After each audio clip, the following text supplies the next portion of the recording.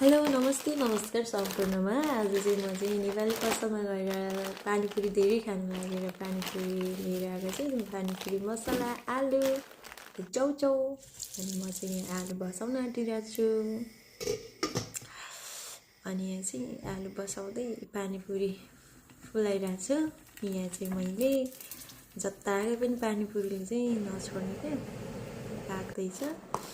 मैले फुलाइसकेँ पानीपुरी अनि त्यसपछि म चाहिँ सब्जी बारीतिर जाँदैछु यो चाहिँ आलु बारी अनि यहाँ चाहिँ धनियाँ लिन जाँदैछु म धनियाँहरू चाहिँ बिचबिचमा छ अनि सागहरू पनि धेरै छ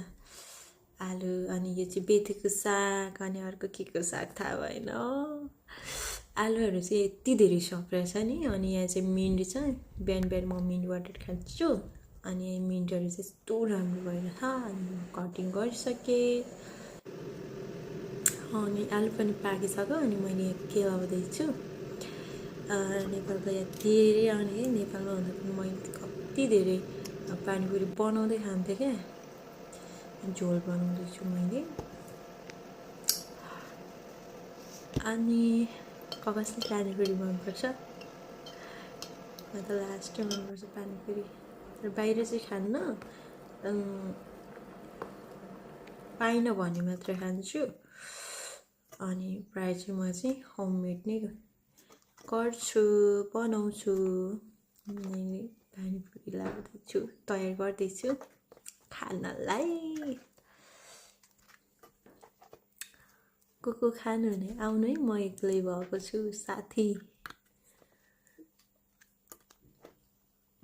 चाहिँ मैले रुममा एक्लै भएर अल्छी लागेर